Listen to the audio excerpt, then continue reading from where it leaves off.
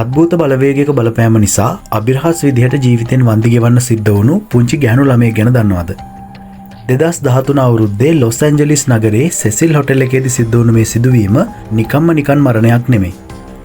ඒක අද්භූත බලවේග සහ තාර්කිකව හිතන්න බැරි গুপ্ত සිදුවීම් මාලාවක එකතුවක්. ඉතින් සැබෑ ලෝකයේ අඳුර අභිරහස් ගවේෂණය කරන මේ අඳුරු දිනපොතේ තවත් එක පිටුවකට ඔයාලව සාදරයෙන් පිළිගන්නවා. අද අපි කතා කරන්න යන්නේ ලෝකයේම හොල්ලපු අදටත් විසඳගන්න බැරි වුණු අద్භූත මරණයක් ගැන. ඉතින් මේක තමයි අවුරුදු 21ක ගැහණු ළමයෙකුට හිතුවේවත් නැති විදිහට තමන්ගේ ජීවිතයෙන් වන්දි ගෙවන්න සිද්ධ වුණු සෙසිල් හෝටලේ අద్භූත කතාව.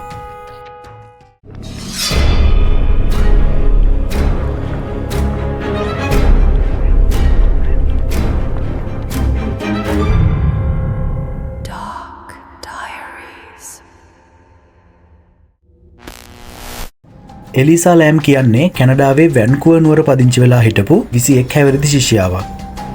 එලිසාගේ දෙමව්පියන් හොංකොං වල ඉඳන් කැනඩාවට සංක්‍රමණය වුණු මධ්‍යම පාන්තිකයන් දෙන්නෙක්. ඔවුන් දෙන්නා වැන්කුවර් නුවර පොඩි අවන්හලක් පවත්වාගෙන ගිහින් තියෙනවා. ඇත්තටම එලිසා කියන්නේ බ්‍රිටිෂ් කොලොම්බියා විශ්වවිද්‍යාලයේ ඉගෙන ගනිපු දක්ෂ ගැහණු ළමයෙක් වුණා. ඒ වෙද්දී අය සාහිත්‍ය සහ සමාජීය විද්‍යාවන් ගැන ඉගෙන ගනිමින් ඉඳලා තියෙනවා. ඒ වගේම එලිසා කියන්නේ පොත් කියවන්න ගොඩක් කැමති කෙනෙක් වගේම තමන්ගේ වැඩ ගොඩක් උනන්දුවෙන් සහ ක්‍රියාශීලීව කරන්න උත්සාහ කරපු සමාජශීලී කෙනෙක්. ඒ විතරක් නෙමෙයි එලිසා තනියම සංචාරය කරන්න ආස කෙනෙක් වුණා වගේම තමන්ගේ දිනපතා අත්දැකීම් Tumblr කියන වෙබ්සයිට් එකේ පළ කරන්නත් ගොඩක් ආස කරපු කෙනෙක්. ඉතින් මේ දේවල් කොහොම වුණත් එලිසට තමන්ගේ පෞද්ගලික ජීවිතය ගැන පොඩි ප්‍රශ්නයක් ඇති වෙලා තිබුණා. ඒ තමයි ඇය කාලයක ඉඳන් බයිපෝලර් කියන මානසික තත්ත්වයෙන් පෙළෙමින් සිටීම. බයිපෝලර් කියන්නේ කෙනෙකුගේ මනෝභාවය ස්වරූප දෙකකට මාරු වෙන අසාමාන්‍ය මානසික රෝගයකට. මේ වගේ කෙනෙක් එක වෙලාවකදී ගොඩක් සතුටින් ඉන්නවා වගේම ඊළඟ මොහොතේදී අධික දුකකට පත්වීම සිද්ධ වෙනවා. ඉතින් එලිසා මේ තත්ත්වය එයාගේ බ්ලොග් සටහන්වල අවංකවම පළ කරලා තිබුණා. ඉතින් මම කලින් කිව්වා වගේ එලිසා කියන්නේ තනියම සංචාරය කරන්න කැමති කෙනෙක්. ඉතින් 2013 අවුරුද්දේ ජනවාරි මුල් සතියේ ඇය තීරණය කරනවා කැලිෆෝනියාවල එයාගේ අලුත් සංචාරය ආරම්භ කරන්න. ඉතින් එයා සමාජ මාධ්‍යවල එයාගේ මේ ටුවර් එක හැඳින්වුවේ වෙස්ට් කෝස්ට් එපික් කියලා. ඉතින් එය කැනඩාවේ වැන්කුවර් නුවර ඉඳන් කැලිෆෝනියාවේ සෑන් ඩියේගෝ වලට ගිහින් තිබුණා. ඊට පස්සේ එලිසා 2013 ජනවාරි 26 වෙනිදා ලොස් ඇන්ජලිස් වලට එනවා. ඉතින් ලොස් ඇන්ජලිස් වලදී තමයි එයාගේ ලස්සන ජීවිතේ අමුතුම විදිහකට වෙනස් වෙන්න පටන් ගන්නෙ. 2013 ජනවාරි 26 වෙනිදා එලිසා ලොස් ඇන්ජලිස් වල සෙසිල් කියන හොටෙල් එකේ නවාතැන් ගන්න තීරණය කරනවා. මේ හොටෙල් එකේම තවත් එක කොටසක් විදිහට පවත්වාගෙන ගිය ස්ටේ ඔන් මෙයින් කියන සංචාරකයන්ටම වෙන්නුණු ගොඩක් මිල අඩු හොස්ටල් එකක් තමයි එලිසා තමන්ගේ නැවතුම්පොළ විදිහට තෝරගන්නේ. හැබැයි මේ සෙසිල් කියන හොටෙල් එක සාමාන්‍ය එකක් නෙමෙයි. මේ හොටෙල් එකට තියෙන්නේ ගොඩක් අඳුරු භයානක ඉතිහාසයක්. ගොඩක් කාලයකට කලින් ප්‍රසිද්ධ මිනිමරුවන් කිහිප දෙනෙක්ම මේ හොටෙල් එකේ නැවතිලා ඉඳලා තියෙනවා. ඒ වගේම මිනිමරුම් සහ සියදිවි නසා ගැනීම වගේ සිදුවීම් ගොඩක් මෙතන සිද්ධ වෙලා තියෙනවා. ඒ නිසාම මේ හොටෙල් එක ශාපලත් හොටෙල් එකක් විදිහට තමයි ප්‍රසිද්ධ වෙලා තිබුණේ. ඉතින් එලිසා මේ හොටෙල් එක එයාගේ නැවතුම්පොළ විදිහට තෝරගන්නේ මේ හොටෙල් එකේ කාමර ගොඩක් මිල අඩුවීම හින්දාම විතරයි. ඉතින් අය මුලින්ම නවාතැන් ගත්තේ තවත් ගැහණු ළමයින් කිහිප දෙනෙක් එක්ක හවුලේ පාවිච්චි කරන්න පුළුවන් වුණු පොදු කාමරයක. ඒත් දවස් දෙකක් විතර ගත වෙද්දී එලිසාගේ හැසිරීමේ ලොකු අමුත්තක් තියෙනවා කියලා මේ කාමරේ අනිත් ගැහණු ළමයි කරපු පැමිණිල්ලක් නිසා හොටෙල් එකේ ස්ටාෆ් එක ඇයව තනි කාමරයකට මාරු කරලා තියෙනවා. ඒ වගේම ජනවාරි 29 එලිසා ලොස් ඇන්ජලිස් වල රූපවාහිනී වැඩසටහනක් රූගත කරන තැනකට ගිහින් එතනත් නොසන්සුන් විදියට හැසිරලා තියෙනවා. මෙන්න මේ නිසා එතන හිටපු ආරක්ෂක නිලධාරීන්ට සිද්ධ වෙලා තියෙනවා එයාව එතනින් ඉවත් කරන්න. ඒ විතරක් නෙමෙයි ජනවාරි 31 වෙනිදා උදේ එලිසා ගිහින් තියෙනවා ලොස් ඇන්ජලිස් වල ජනප්‍රිය පොත් සාප්පුවකට. මේකෙන් එයාගේ ගෙදර අයට තෑගි දෙන්න පොත් කිහිපයක්ම මිලදී අරන් තිබුණා. මේ පොත් සාප්පුවේ හිමිකරු කියලා තිබුණේ එදා එයාගේ හැසිරීම ගොඩක් සාමාන්‍යයි වගේම ගොඩක් සුහදශීලී කියලා. ඒ කොහොම වුණත් එදා තමයි එලිසාගේ ජීවිතේ අවසාන දවස වෙන්නේ. එලිසා පුරුදු වෙලා ඉඳලා තියෙනවා හැමදාම තමන්ගේ ගෙදර අයට රැට කෝල් එකක් ගන්න. ඉතින් ජනවාරි 31 වෙනිදා එලිසාගේ දෙමව්පියන් පොඩ්ඩක් කලබල වෙන්නේ ඒ පුරුදු කෝල් එක එලිසාගෙන් ලැබෙන්නේ නැති නිසා. ඒ වගේම අය දැනගෙන ඉඳලා තියෙනවා ජනවාරි 31 වෙනිදා හරිනම් එලිසා මේ හොටෙල් එකෙන් පිට වෙලා සැන්ටා ක්‍රූස් වලට යන්න හිටියා කියලා.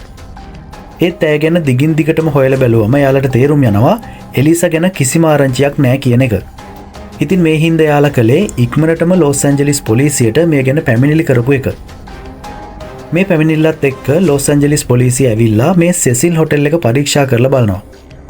එලිසාගේ කාමරේ එයාට අයිති ඇඳුම්, බෙහෙත් වර්ග සහ අනිත් හැම දෙයක්ම තිබුණත් එලිසා ගැන කිසිම හොඩුවාවක් හොයාගන්න පොලිසියට හැකි වෙන්නේ නැහැ. ඒ වගේම එලිසා මේ හොටෙල් එකෙන් පිට වෙලා නැහැ කියන එකත් එයාලට හොඳින්ම තේරුම් යනවා. ඉතින් මෙතන ඉඳන් ලොස් ඇන්ජලිස් පොලිසිය එලිසාට මොකක්ද උනේ කියලා හොයන්න ලොකු උත්සාහයක් දරනවා. මේ සෝදිසි කිරීමට එයාලා විශේෂ පුහුණු කිරීමක් තිබුණු යුනිට් K9 කියන පොලිස් සුනකයන් පවා යොදාගත්තා. ඉතින් පෙබරවාරි 1 වෙනිදා ඉඳන් දවස් 6ක් යනකන් මුළු හෝටලෙම පීරලා බැලුවත් එලිසාට මොකක් වුණාද කියලා හොයාගන්න පොලිසියට පුළුවන් වෙන්නේ නැහැ. මෙන්න මේ හින්දා පෙබරවාරි 6 වෙනිදා යාලා තීරණය කරනවා මේකට මහජන සහාය ලබා ගන්න. මේකට විශේෂ මාධ්‍ය සාකච්ඡාවක් පවත්වපු පොලිසිය එලිසාගේ ෆොටෝ එකක් පවා ප්‍රසිද්ධ කළා. ඉතින් මේ විදිහට තවත් දවස් කිහිපයක්ම ගෙවිලා ගියත් එලිසා ගැන කිසිම ආරංචියක් ලැබෙන්නේ නැහැ. මෙන්න මේ හින්දා මේ ගැන ඔක්කොම බලාපොරොත්තු අතෑරපු පොලිසිය පෙබරවාරි 14 වෙනිදා ගොඩක් විශේෂ වීඩියෝවක් අන්තර්ජාලයට මුදා හරිනවා. ඉතින් මේ වීඩියෝ එකේ තිබුණේ එලිසා අතුරුදහන් වුණු රාත්‍රියේදී ඒ කියන්නේ ජනවාරි 31 වෙනිදා රෑ හොටෙල් එකේ ලිෆ්ට් එකක් ඇතුලේ තිබුණු ආරක්ෂිත කැමරාවක සටහන් වුණු අద్భుත සිදුවීමක්. මේ වීඩියෝ එක පටන් ගනිද්දිම එලිසා ගොඩක් සාමාන්‍ය විදිහට ලිෆ්ට් එකට ඇතුළු වෙනවා. එක සැරේටම එයා ලිෆ්ට් එකේ බොත්තම් කිහිපයක්ම එක සැරේ ඔබාගෙන යනවා. ඒත් මේ ලිෆ්ට් එකේ දොර කිසිම විදිහකින් වැහෙන්නේ නැහැ. දොර වැහෙන්නේ නැති නිසා එලිසා කලබල වෙලා ලිෆ්ට් එකෙන් එළියේ කවුරු හරි ඉන්නවද කියලා බලන්න ඔළුව එළියට දානවා.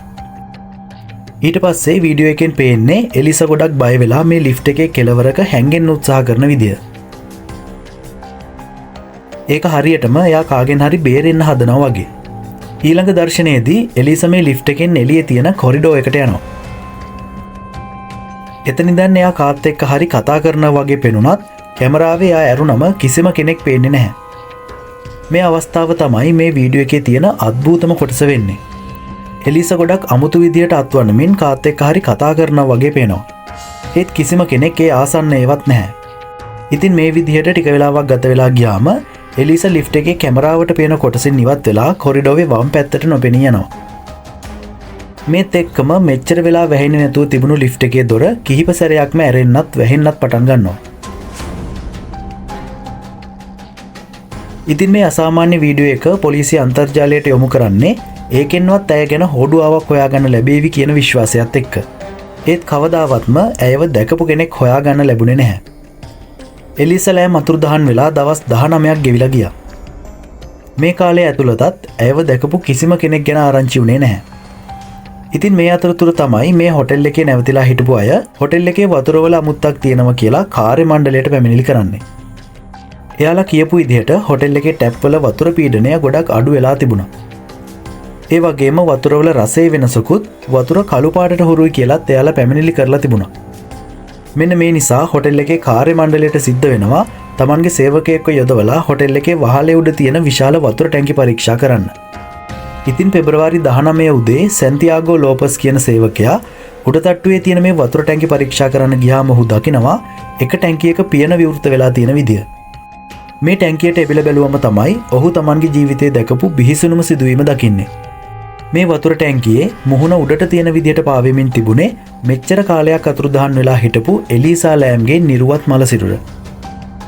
විශාල කාලයක් පුරාවට වතුරේ ගිලිලා තිබීම නිසා ඒ වෙද්දි මේ සිරුර ගොඩක් නරක් වෙලා ඉදිමිලා තිබුණා. ඒ වුණත් මේ සිරුර එලිසාගේ කියලා අනුමාන කරන්න හැමෝටම පුළුවන් වුණා. සිද්ධිය ගැන දැනුවත් කරාට පස්සේ ලොස් ඇන්ජලිස් පොලිසිය සහ ගිනි නිවන ඒකකයේ ඇවිත් ඉක්මනටම මේ ගැන පරීක්ෂණ පටන් ගත්තා. එයාලට තිබුණු ලොකුම අභියෝගය තමයි මේ අඩි 8ක් විතර ලොකු ටැංකියෙන් එලිසාගේ ශරීරය කිසිම හානියක් නොවන විදිහට එළියට ගන්න එක. ඉතින් ඒ ගැන කරපු සාකච්ඡාවකට පස්සේ අන්තිම තීරණය වුණේ මේ ටැංකියේ කොටසක් කපලා ඇගේ සිරුර එළියට ගන්නවා කියලා.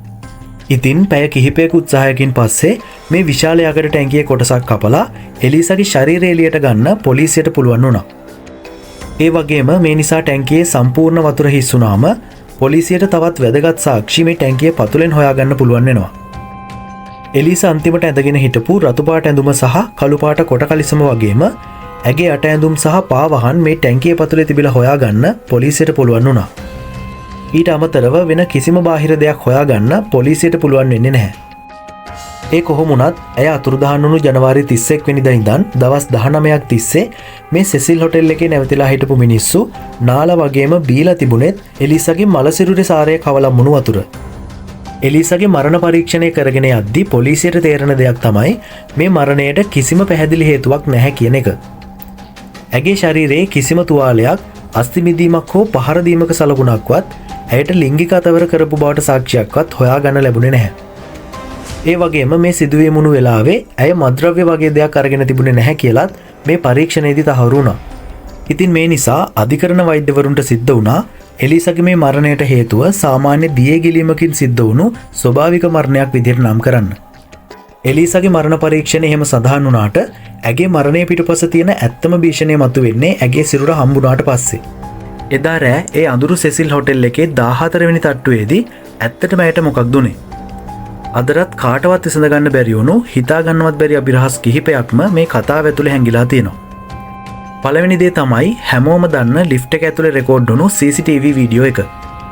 ඒක නිකන්ම වීඩියෝ එකක් නෙමෙයි, මරණය ඉස්සරහා හිටපු ගැහැණු ළමයෙකුගේ අවසාන බියකරු හැසිරීමක් තුනක්. මේ වීඩියෝ එකේදී ඇය කාගෙන් හරි ගැලවෙන්න උත්සාහ කළත් කැමරාවේ එයා හැර වෙන කෙනෙක් සඳහන් වෙලා නැහැ. ඇය අත්වලින් කරන්නේ මිනිස්සු කරන ජාතිය සංඥා නෙමෙයි. මේකේ තියෙන වඩාත් සැකකටයුතු දේ තමයි පොලිසිය මේ වීඩියෝ එක මහජනතාවට නිකුත් කරන්නේ ඒකේ සමහර කොටස් වල වේගය අඩු කරලා සමහර කොටස් හිතාමතාම කපා හැරීමෙන්. ඉතින් ඇත්තටම ඔවුන් ලෝකයෙන් හැංගුවේ මොකක් වෙන්න පුළුවන්ද?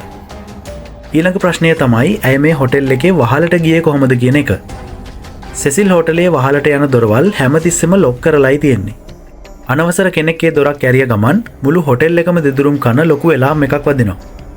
එහෙනම් ඒ මරණයේ දොරටුව ඇයට විවෘත කරලා දුන්නේ කවුද? මේ හොටෙල් එකේම කෙනෙක් මේකට සම්බන්ධ වෙන්න පුළුවන්ද? අපි හිතමු ඇය කොහොම හරි මේ වහලට ගියා කියලා. හැබැයි සාමාන්‍ය ගැහැණු ළමයෙක් අඩි 8ක් උස වතුර ටැංකියකට නැගලා ඒකේ බර යකඩ පියන ඇරලා ඇතුළට පනින්නේ කොහොමද? ඒ වගේම ඇයව හම්බෙනකොට ඇඟේ නූල් පොටක්වත් තිබුණේ නැහැ. ඇඳුම් ඔක්කොම තිබුණේ වතුර ටැංකිය පතුලේ. ඒ වගේම එලිසාගේ මුළු ජීවිතේම සටහන් කරපු හැමතිස්සෙම ළඟ තියාගත් ඇගේ මොබයිල් ෆෝන් එක අද වෙනකන්ම හොයාගන්න ලැබුණේ නැහැ. ඒක මේ කතාවෙන් සම්පූර්ණයෙන්ම අතුරුදහන් වෙලා ගිහින්. ඒ කියන්නේ එදා රෑ ඇගේ පස්සෙන් ආපු කෙනෙක් ඇගේ අවසාන සාක්ෂියත් විනාශ කරලා දාලාද? මේ හැම ප්‍රශ්නයක්ම අද වෙනකන්ම අභිරහසක් බාටපත් වෙලා තියෙනවා. එලිසා ලෑම්ගේ මේ අද්භූත මරණයට හරියට හේතුවක් ලැබුණේ නැති නිසා පොලිසිය තීරණය කරනවා ඇය Taman විසින්ම සියදිවි හානි කරගන්න නැති කියලා. ඒකට ඔවුන් ලබා දුන්නු ලොකුම සහ එකම හේතුව වුණේ එලිසා ලෑම් පෙළුණු දරුණු මානසික රෝගී තත්ත්වය. එලිසා කියන්නේ බයිපෝලර් ඩිසෝඩර් කියන මානසික ආතතියෙන් පෙළුණු කෙනෙක්. ඇගේ කාමරයෙන් පොලිසියට හම්බුණා ඇය දිනපතා බොන්න ඕන කරන සාන්ද්‍රණය අධික මානසික රෝගී බෙහෙත් වර්ග ගොඩක්. හැබැයි මරණ පරීක්ෂණයේදී හෙළි වුණා ඇය මේ යන දවස් කිහිපයේදීම මේ බෙහෙත් කිසිම දෙයක් පාවිච්චි කරලා නැහැ කියන එක. මෙන්න මේ නිසා වෛද්‍යවරු නිගමනය කළේ බෙහෙත් නොගැනීම නිසා එයාගේ මොළය ඇතුලේ ඇති වුණු දරුණු මානසික තත්ත්වයක් නිසා ඇයට නොපෙනෙන දේවල් පෙනෙන්න සහ ඇහෙන්න නැති කියලා.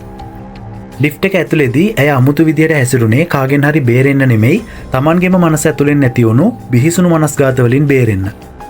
අවසානයේදී Tamanම බේරගන්න හිතාගෙන එලිසා ඒ අඳුරු වතුර ටැංකිය ඇතුළට පැන්න වෙන්න පුළුවන්. පොලිසියට අනුව ඇය මරා දැමුවේ පිටස්තර මිනිහෙක් නෙමෙයි ඇගේම මනස ඇතුලේ ජීවත් වුණු අඳුරු ආත්මය විසින්. කොහොම වුණත් අවසානයේදී පොලිසිය මේක අහඹු අනතුරක් කියලා මේ ෆයිල් එක වහලා දැම්මත් සෙසිල් හොටෙල් එකේ බිත්තිය ඇතුලේ සැඟවුණු ඒ අඳුරු ඇත්ත අදටත් අභිරහසක් වෙලා තියෙනවා. රිචඩ් රැමිරෙස් වගේ බිහිසුණු මිනිමරුවන්ට නවාතැන් දුන්න මිනිසු ගණනාවකගේ ජීවිත බිලිගත්තේ ශාපලත් හෝටලය එලිසා ලැම්ම තවත් එක ගොදුරක් කරගත්ත වෙන්න පුළුවන්ද? ඉතින් එදා රෑ ඇත්තටම උනේ මොකක්ද කියලා දන්නේ සෙසිල් හොටෙල් එකේ අඳුරු වහලය සහ නිහඬ වතුර ටැංකිය විතරයි. ඉතින් මේ ගැන ඔයාලට මොකද හිතෙන්නේ? එලිසා ලැම්ට උනේ දරුණු අනතුරක්ද? නැත්නම් කවුරුත් නොදන්න අద్භූත බලවේගයක් ඇයව බිලිගත්තද? මේ ගැන ඔයාගේ අදහස පහලින් කමෙන්ට් කරගෙන යන්න. ඒ වගේම අද වීඩියෝ එක හොඳයි නම් වීඩියෝ එකට ලයික් කරන්න වගේම මේ වගේ අద్භූත සිදුවීම් ඔයාලට අරගෙන එන ඩාර්ක් ඩයරිස් අපේ channel එක subscribe කරන්නත් අමතක කරන්න එපා. එහෙනම් තවත් දවසක මේ අන්ධකාරයෙන් පිරුණු දින පොතේ තවත් පිටුවක් එක හමු වෙමු. ඔයාලා හැමෝටම සුබම සුබ දවසක්.